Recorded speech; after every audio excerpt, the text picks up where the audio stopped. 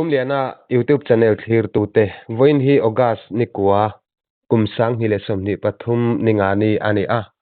tuna hian puma nuna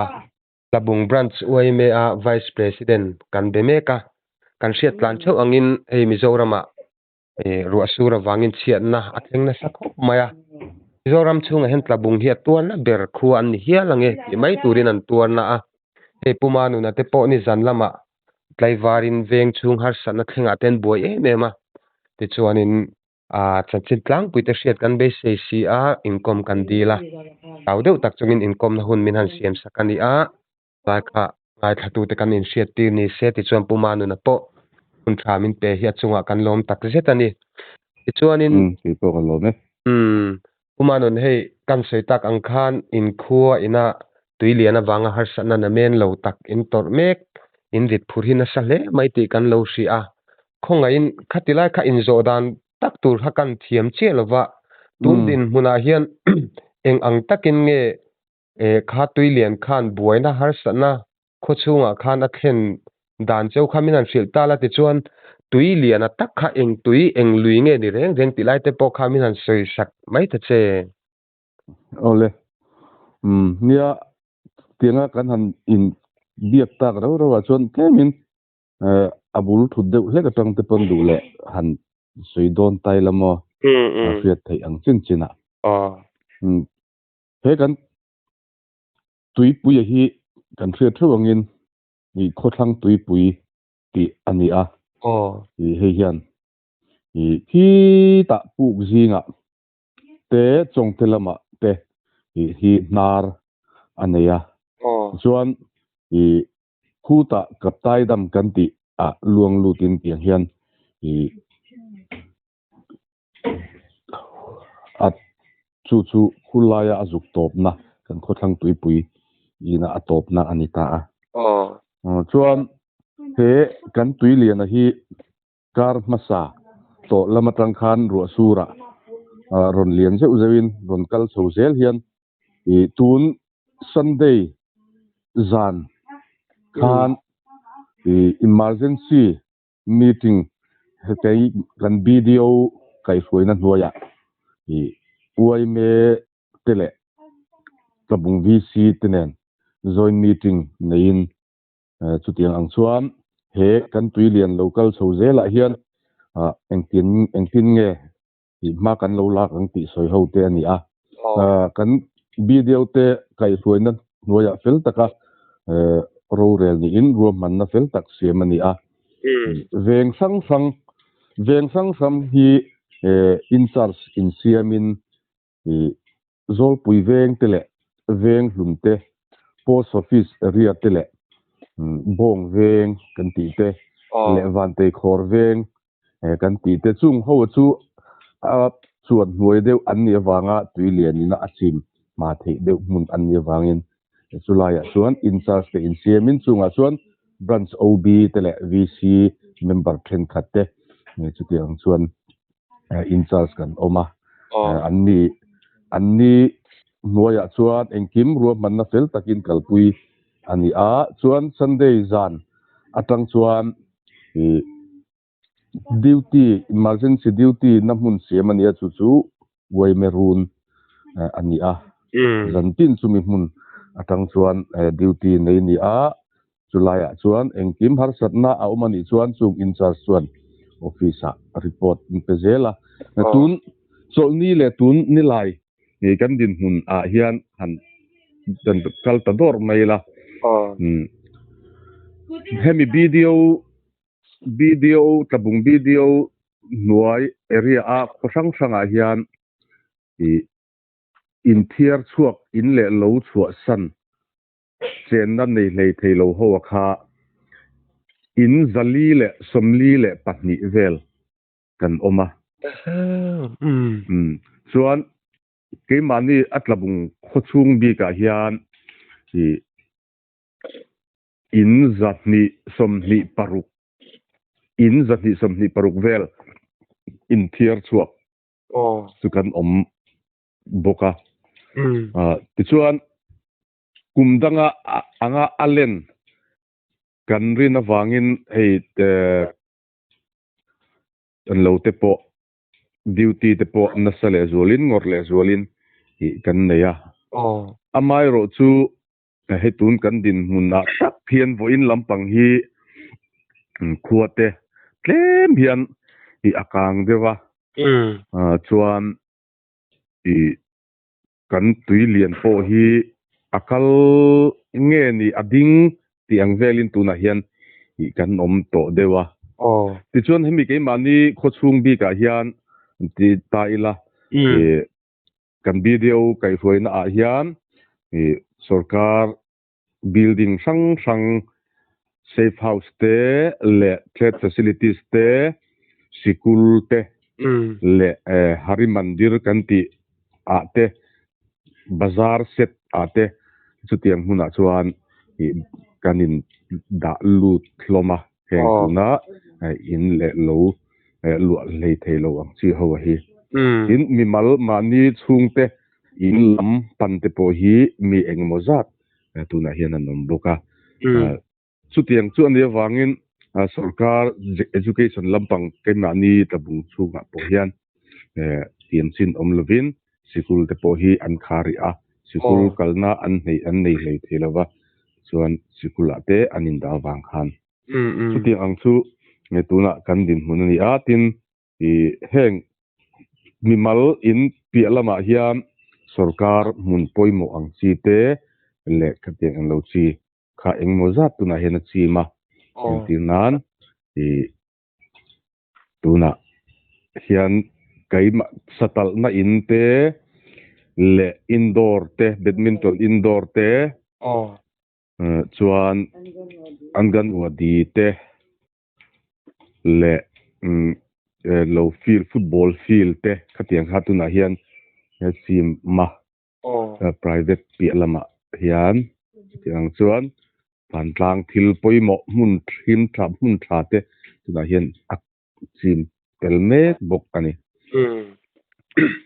ani chu kha in tuana san he ma khochung big veng chung big a point zani chuang zet in khan lu angam lovin in hanin thiar chuak ani ta chuan in branch we me lam point ha don le in kan ria ti chuan han tlem zong han in zo bel kan du chu enge khatenga tuilian aron thenta han mi hring nun na lam tele in liam khateng chi kha tundin muna oman omem omlem lowe ha in liam te khatiang ang chi chu kan omlem lova kan van nei khop mai ani chu ti chuan in kha in zani vel bor zet teng khan in in thiar chuak ta enge khata big khanin tuilianina in engte kan zong che i anti ong rob vek ati tluk ati chiat tak tak ang chi kha an om thomem tun din huna atir lam panga khan in khat chu tuilian hian min lak sak record kan nei dana chuan mo tun din huna chuan in dang ang chi kha chu an chim pil deuh top ti na ni ri ni mo chim pil deuh top ani in chu bak chu record kan nei ka hello chim pil top ang cho khani to mai tuna chuan ta khan mo pumanun kan zo chip chak deuh lok che chu hei ting laia kan mu ve ang chi tuilian te chu achak em maya nol te po ala lian em maya khatiang in an chim pil ang chi ho kha i anor thu kher chuang lo ti na mi chulai takasumo tuna hian at tuilian hi lakal ang dewa alana wang hian chulai chu thil riat chian hlei thelo lai ala oma tui lian kal in pai thlale ang chi a hian leimin te leinghet lo te alo tam to wangin chulai chuan tun din huna chuan la riat thei lo tui hi han kam thla sela engemaw zat chu in hi luat tlak lova a chuat chim kan ta han tiang chi te aban in phoi han tiang chi te khati ang chi kha chu ombel tura ka ngai ani che ta khan pumanu na meng se thiam le lok la kan zot chip le set chenga tiang tui kanan mu ang te chu a hlaum em mai chu ti ro chang khat tiang in kho anga tui lian kha entinan mi hring po han lak lup lop la ang kha chuan ni chilen atling deuh pung ang deuh hlekin a awm zawk tih na mi aban thathiam lo ve hemi a tui li a kuang hrim tui luanga hi chuan i a chak khup mai tun kum hi kumdang a hian a chakem o kan tui luang hi te po kan ti nge a amaro chu hemi kan chen na in ang chi ho a hi chu thami tui kuang kam tak tak ni lo deuh a hemi adil tui ina aron dil kam vela hian kan ni deuh zawk na amo chulai chuan tui lian karen chakina han pai theina tur mai hi chu in hi chu ani chi alo deuh a om chi alo deuh ani chuni e khatila khanga thatu tam taka po an siat thiam lo ve deuh tho kan ringa tui lian ina chim tak tak ang cheu kala phulo tam tak kan om ve tho kan ringa na kan zo chip chan chen ya ni kha khati khop mai khan khotlanga van duina chiana tui lianin an henta ani engting nge khatilai chhum dolna e hemi khotlang NGO VC atanga inkal pui dan tele tin sarkar tangte pon nani ang ele bar chungchang ade po har sana tam takha thein karinga khatilai vel bor inin champui dan kalphung khaminan sei sakle da che dia tun din huna hian atan puina ang chi takahi chula kalpui hlei thei che po hi anilo amaro chu kan video kan SDO ni bok puzo nun moya thanem ngai na in tuna kan in thiar chuak te kan har satna tur mek te eile in lama bu fai lama te athen har satna an to awangin supply lama an ho tu te bia in tuna hian chung ho te hnena sem tur chu nimin lama lak chu ania voin lama hian an har satna zol phui phuruk na tur chuan bu fai hi chu sem ani anga chumi pia lampanga chu tun din huna han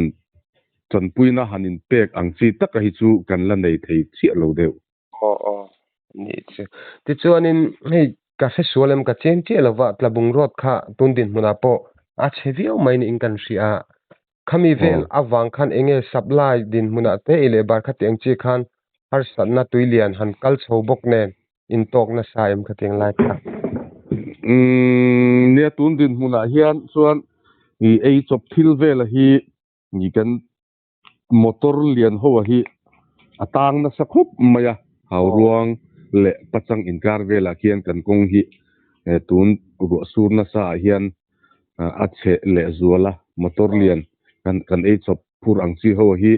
aron kal ngam lova amai ro chu ama an lo instruct hi kan nga awang hian kan dor kai ho hian han buai na tur em hi chu kan la nei loin kan ria ani chu chuan khochung bi ka khan khatiang ele bar ni tin cha khai mam ang chen sem ko kha chu in buai pha lu tuk lem lo tina ni mo buai loe o ria tun din huna hi chuan kan la buai lem lo ni e khatilai e kha kan hriat chian chak lai khan ni ti chuan enge kan sarkar helam kan department kan ministry te kan MLA ti veten a mun te an rong kal te man ron tlo po to chewem hian soita ka chuan nia tuna hian ye sarkar lampang atang tak khi chuan la ron kal lo amaro chu chanchin kan hriat dan hian voin lama hian kan lunglei DC hi local tum ni in kan hria maro chu inge chanchin hi kal tun update hi kalo chiang che to lowa ron kal tum ang kha chuan kan hria kan tuilian awang hian tin ama chu tiang anga min ngai poimo ron kal atum prim po chu khotlang po kan lom khup maya chuan kan MLA tuna kan MLA ni lai pu ni har kan ti hian ani hian bengwara ti hian chang hian min ron kan zo kan har sat na te min zo ta ti khan ani hian bu fai te po hi sematum ni te po in kan ria bu fai te po la in la to ni te po in kan ria a ni po hian min ngai tu kan lom khop bok mai kan ni chen ni atiang huna hianin kan ministry te kan official sang te an monga jang thin khop mai alomom kan ti a ti chuanin a hriat chu har sa deuh mai the khat mi tui lian na sa tak mai khan enge huan lo ram te khateng khatam takati chedona kha a zau jong a het te rang vel te in an chu deuh em hriat thiam thei deuh em hei tak va hi chu kan ngai tu na hian ala lu chia lo deuh hleka helaya a mi mal mi hring sahim na hi kan la ngai tu ber hi ni ria khatiang lampang ang chi a kha chu an ngai tu na hian alom chia lo a wai me lampang ang zong hi chuan a department lampang a sarkar lampang hian i chuan an la ngai tu mai tu ra chuan ka ngai deuh ani ka khanin zona ka kek deuh mai pakhat kan zo le du che chu i tundin hmuna hian tui lian khan hei in a chim pil mak ang chi kha engza vel nge a omang in chim pil taka hi kan nga lutuk lowa in soma tanga in som ni vel hi chu ke mani kho chunga hi chuan i om kan ringa mo hei a then te chu a he ta an in chuat ron chim det ang chi te a then a ai sang le khati ang chi mo an din hun an omna an in sak din hun atang khan i a ein ang lo theya a then chu chuan hnuai dewa an noma wangin an in chim pil hlok te po kha i an nei bok ani ane che alle khain thokrim khop maya kan sei atira kan sei tak ang khan ni zan te po tlaiwar zakin khang khotlang hroi tu te in duty ni atilama khan ni nga ni kan ting kan sia wen hi ni lai ni zo kan kan sei sual lo ka chuan kha ni lai i zan khuwa ti khan ma ni enge nuam ti zong po om thelavin in an tlaiwara enge khochunga kha tiang chi thila thlen khan William Peng punga kha chon che ta har sadona bot te in nei nin duty in ve thin nge kha tiang lai kha ne a bot te po hi kan in ring mimal bot ang chi te ti hian helaya duty tu te point kan ti a tin hei in ron soi chuata ka chuan kan lom na em mai chu boka helaya duty te na kan mamo kan man mai thei tur hian i trucks owner association te le 207 hote tiang hian an ron in te top pa motor an ron da topa bungrua thir chuangai omani chuan an ni motor te hiam mun him lama te ni kan suan chuak thin boka tin mi mal anga mi motor kan man te po hi tam tak i an oma chetianga remchanga la in i room lian na YouTube channel nge tang te po hian hetiang anga mi har sa te tan puina tura mi in phal te le association te an ma ni motor te phal taka i ron tho tu te zong suk chunga khan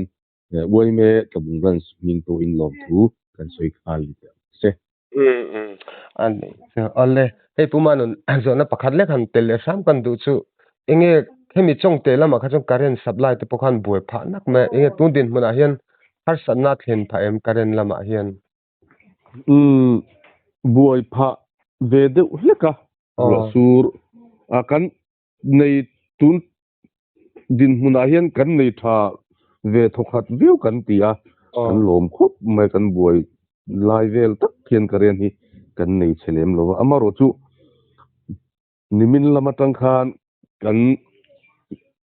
zodin a khian thing lian tlu in a hui a vot chata chu nileng khan karen kan nei lo amaro chu zan tir lama tang khan kan han nei theya kan mamo hun lai takin kan nei amaro chu zan rei lama khan i kalo se lo update lampang kalo en lowa inge ni darin zat vel nge ni kan thim kha dar som pakhat som pahnih tih bor vel atang khan kan thim le tatlat mai hei tun thlengin kan la nei le ri lo a inge ni a chan hi ka het ta chi lo dewa kan ma mo zual la hi chuan karen chu kan nei tha thokhat viau mai ani chu ti chuanin herwa sura banghin tuilian kher ni lo khan enge khochung veng chung khan chian na han poi deuh han thlen ang chi te a omem har sa nan thlen tham deuh te o chung ko khathi leimin awangin tuna hian anin le lo hi an chu asana an in thlang lampang an lungrem achima chu chuan an in ban ala heka chuan luangam lo hian chung pok ko pakha chu thiar chu in an oma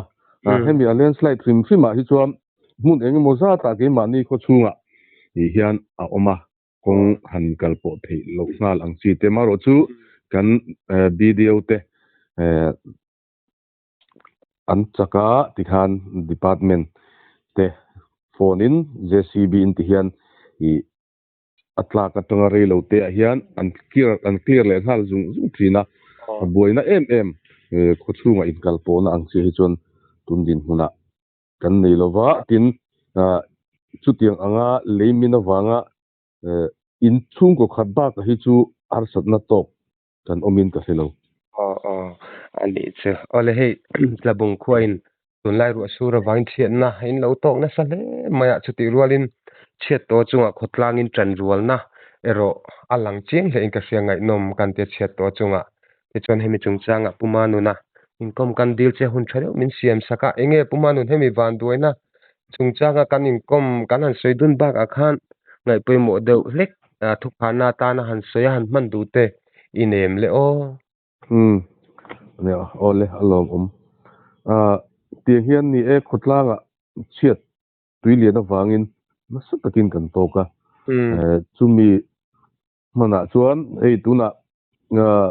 duty te thingpui in na turata na ti in mi thanem ngai ten thilpek engemaw zat i an ron pe an ming malman chuan kan soivek seng lowanga tiang anga tanpuina min lo petu te zong chunga khan Tlabung branch oime ai oin lom thu kan soi bok ani chu ka soi thei chin ni ole pumanu na inkom na hun thamin te a ichunga kan lom tak zete ki pok lo me ole Tlabung bazar ani hey bazar kon lai ne tuilia kan edang Tlabung tlangwa ma ma chung thu kan ya hey tuilia kan ando ni hey bazar rom feng trap to ni tu hian so la in lian pui so indoor stadium ani ya hela hi hela chung lang hi satal na inani indoor stadium ani ya kan zelang so tabi apia rangwa lang bed besa sa pavilion ani so feel so ala achim chi lo feel so achim ti deu chu ni to ina hela tu ron theng to hela hi bazar chu ni to mai tu hi le ro hi su ringa tu lian hela kal zel boka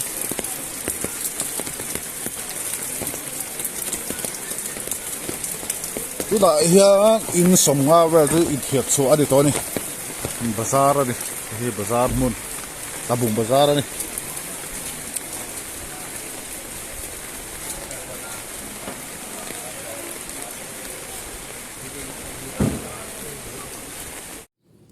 Tlabung tuilian ni hi so lai so serhuan ne lai ku kom la bagan chak ho chu san tak khania khulai ku licheng field khania ku indoor te nia he pavilion ina lang changa maji in basana te in te po khu in chung chim trep bok ani tuna hian raw sur lawa tui hi akam deuh niin kan hria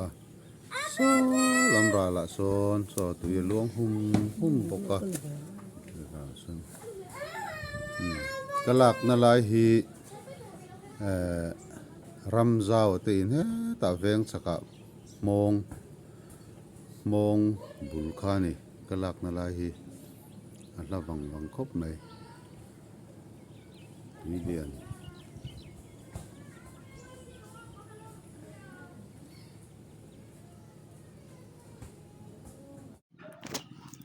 hi unem puye dor chunga ka omai unem puye dor hi starting ron chim trana heili cheng fil vel khani tani so tami sapo midula in hei udin liani te in dor hei unem puye dor hi starting a chim tran bokani lian to hle mai wa chuan so lai sa ym erun kha kong an dor kha la ron chim lo hlekani so chim teuh to hle mai